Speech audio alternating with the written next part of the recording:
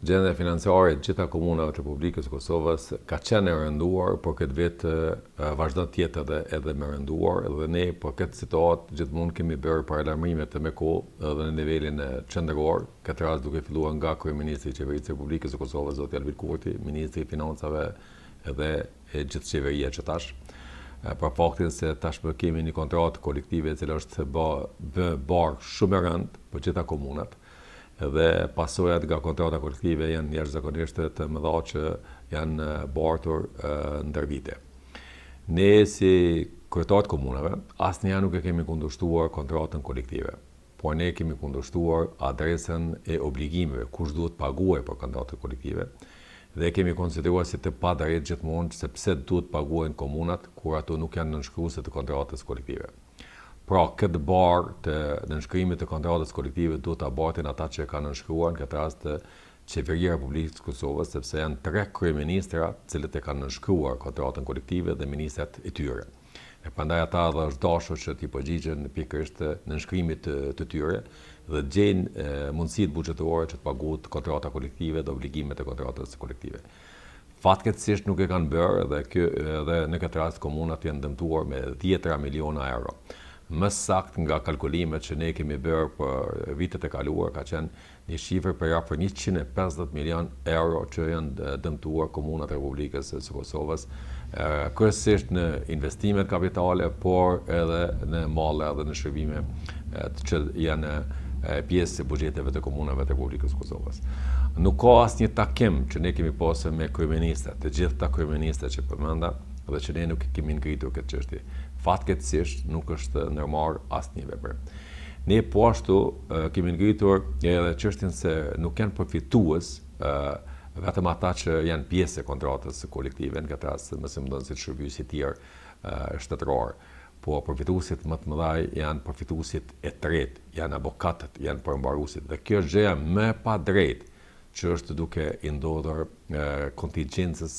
pagesave financiare që janë duke bërë komunat e Republikës së Kosovës. Në këtë rast komuna e Verizet ka pësuar jashtëzakonisht shumë dhe vetëm në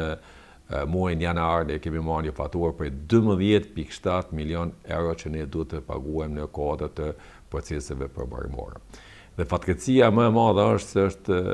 një pjesë afër 30% e kësaj pagese që paguhet për pjesën që nuk janë pjesë e kontratës kolektive. Pra nuk ka në Kosovë ndonjë gjakderdhje më të madhe financiare se sa me kontratën kolektive. Dhe pikërisht kështu siç po e them këtu ja kam thënë edhe kryeministët e Qeverisë së Republikës së Kosovës, ja kam thënë po ashtu edhe kryetarët të Kuvendit të Republikës së Kosovës, me cilin ne si asociacioni i komunave kemi pasur një takim para se të miratohej buxheti i Republikës së Kosovës për vitin 2025. Madje disa nga përmasat e këtij dimensioni të kontratës kolektive, kryetari i Kuvendit zoti Llokonusa nuk i kishte pasur të njohur dhe i ka pasur dhe i kemi njoftuar me këtë rast. Por fatkeqësisht, deri më sot, përkundër që ne kemi dhënë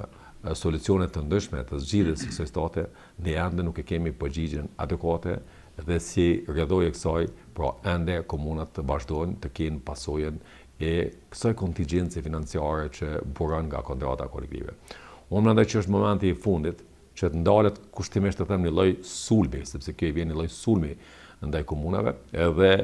një lloj pamundësie për të realizuar pikërisht atë që është planifikim buxhetor dhe projekcion buxhetor i miratuar në kuadër të projekteve të komunave të Republikës së Kosovës. Kjo është pasoja e parë që është e dukshme, evidente, që ka ndikuar në zvoglimin dhe në uljen e dinamikës së zhvillimit të projekteve në të gjitha komunat e Republikës së Kosovës, duke përfshirë edhe komunën e Verizet. Por ne si rezultati i kontratës kolektive vazhdueshëm kemi pësuar edhe dëmet e tjera kolaterale, sepse shpesh jemi penalizuar edhe në performancë, sepse duke u paguar obligimet që dalin nga kontrata kolektive si rezultat i detyrimeve përmbarimore, ne kemi marrë raporte të auditimit të keq klasifikuara. Dhe duke qenë se kemi marrë raporte të keq klasifikuara, ne automatikisht jemi përjashtuar nga aplikimet, respektivisht nga përfitimet në grantin e performancës. Shumica e komunave janë përjashtuar nga kjo garë, ani pse parametra tjerë i kanë pasur shumë mirë në këtë garë, por vetëm për shkak se është kriter përjashtuese kualifikimi i auditorit ti nuk e mundur as të marrësh pjesë në këtë garë. E po ashtu raporti i auditimit është penalizues edhe për të aplikuar edhe në fonde tjera të Bashkimit Evropian dhe të organizatave të ndryshme ndërkombëtare, të cilat po ashtu është kriter raporti i auditimit. Pra, ne kemi një penalizime të shumëfishta nga kontrata kolektive, prandaj edhe ne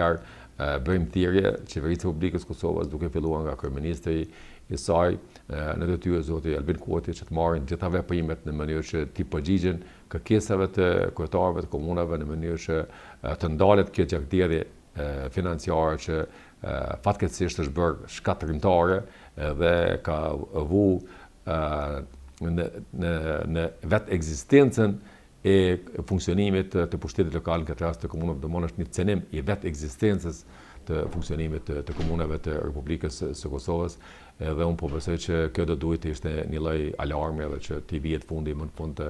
asaj se kush duhet paguaj për kontratën kolektive, dhe në këtë rast adresa është shumë e qartë, duhet paguaj qeveria e Republikës së Kosovës, Ministritë e Linjës, sepse ato janë nënshkruese të kësaj kontrate.